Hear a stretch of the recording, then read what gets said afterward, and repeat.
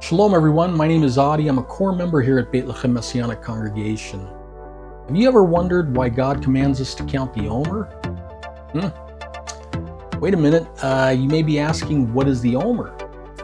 Well, in Leviticus 23, God tells Moses to speak to the children of Israel that when they've entered the land, the day after Passover, they're to bring an Omer of newly harvested barley. And that's about 6 pints of freshly ground barley flour. They're to bring it to the priest and have him wave it before God, and then present offerings, a statute or a commandment forever.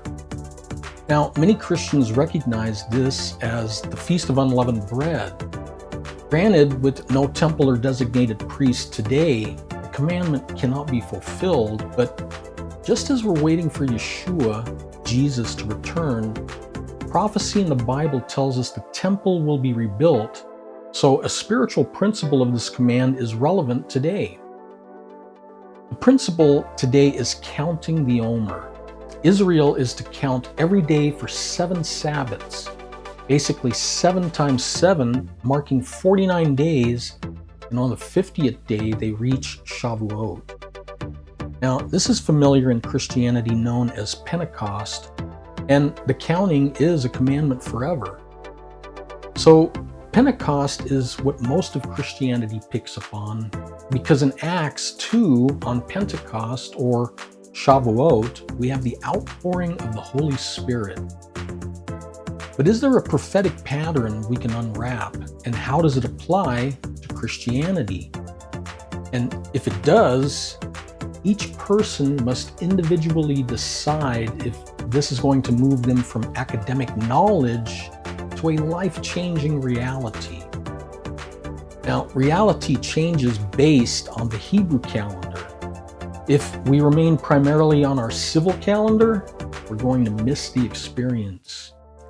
The counting of the Omer begins the day after Passover, which in Christianity is observed as Easter, or Resurrection Day. If you're counting the Omer on the wrong calendar, there's a danger of missing prophetic events, and here's why. Christianity counts 50 days from Easter to get to Pentecost.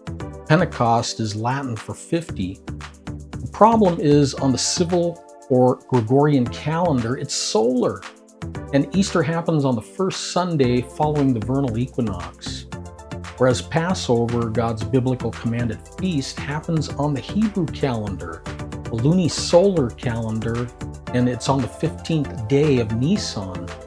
And the counting of the Omer begins the next day on the 16th of Nisan. So in the case of 2024, Easter was celebrated on March 31st, which was 23 days before Passover on the Hebrew calendar. And Pentecost was observed 50 days later on Sunday, May 19, 2024, which again is 23 days earlier than Shavuot. On the civil calendar, Shavuot or Pentecost lands on Tuesday at sundown on June 11th, which is the 6th of Sivan on the Hebrew calendar. This is the day God recognizes the observance of his commanded feast, Shavuot or Pentecost. It is on God's calendar given to the Jewish people. For instance, let's just say a Christ follower sees relevance to counting the Omer. If you are counting from Easter or 7 Sundays until Pentecost, this year you would have observed an event that wasn't happening in the heavenly court. It's like the parable in Matthew 22 of the king who invited guests to his banquet. Only now, not only do you need to check your clothes, but you also need to worry about arriving at the king's palace and the doors are closed. Nobody's there because you came on the wrong day. Hopefully this is connecting. We must be on God's calendar, not our civil calendar. But the question remains, what is the relevance to the messianic millennia of Messiah? And why would God command us to count it forever? If we're desiring to gain some understanding, remember James 1:5. tells us, ask for wisdom. Let's pursue wisdom in the book of Hebrews. We're told in the book of Hebrews that the service of the priests are a copy, a shadow of the heavenly original. And in Hebrews 8:5, we're reminded that God warned Moses, "See to it that you make everything according to the pattern you were shown on the mountain." So we learn God has set up patterns for creation. A pattern is something laid over an object to produce an outcome. And if the outcome is not as expected, it may produce a prototype. And the pattern can be used again, maybe even slightly modified. Now, in prophecy, this is known as fractal fulfillment. When we have a pattern of prophecy, free will can alter the outcome. So God's divine providence brings about the same pattern of prophecy until it's reached its fullness. Now, the million-dollar question, what does this have to do with the counting of the Omer, Shavuot, or Pentecost? Is there a foundation or pattern for the counting of the Omer?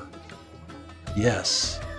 We discover in the first and second destruction of the temple, there is a pattern. Following the destruction of the second temple, the rabbis of Israel understood that Judaism didn't merit God's presence, so he removed his Shekhinah, his presence, and the temple. Since that time, they began a period of mourning, and it begins with the counting of the Omer. Now, during the counting, they have a reprieve on the 33rd day called Lag BaOmer. This is an astounding significance for believers in Messiah Yeshua. But we can't get there without a foundation for the pattern.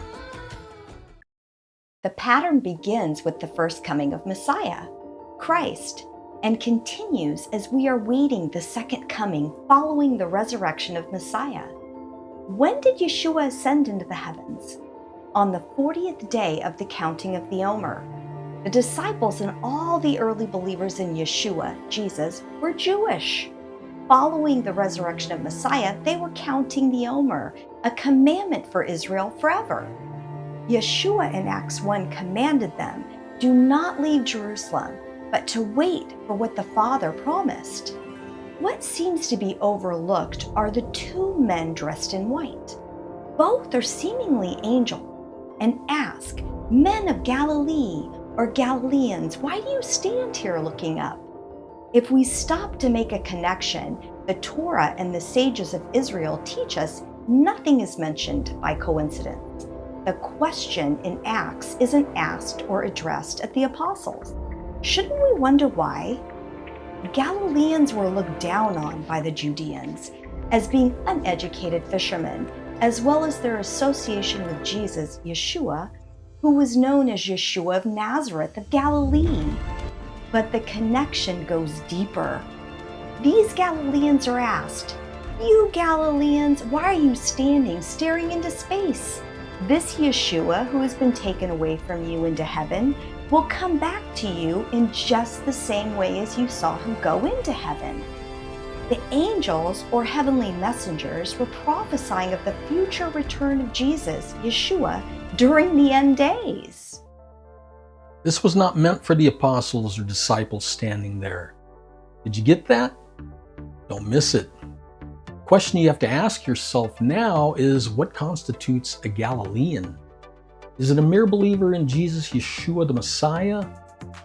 For instance, if you're working a trade job, you start out as an apprentice before becoming a journeyman. And even before becoming an apprentice, you may have to study and get certified. A believer in Jesus, Yeshua, does not become a Galilean only by studying or by saying, I believe. Just like a tradesman lives out, works out every aspect of the trade. For instance, I knew of high voltage electricians, which this is a dangerous trade. Lack of knowledge and experience can cost you your life.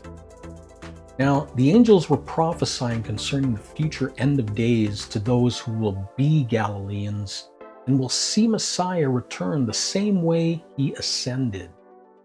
These will be men with their families living the same way the Galileans, disciples of Yeshua, Jesus, were living. keeping Torah, living on the Hebrew calendar, and specifically, we may discover a mystery, understanding that Yeshua ascended on the 40th day of the counting of the Omer. Now that we have set the foundation and the pattern of significance for the count of the Omer, we're just scratching the surface. In the next video, we'll explore the patterns of the count of the Omer as we continue to unwrap the mysteries of the Messianic millennia. Shalom.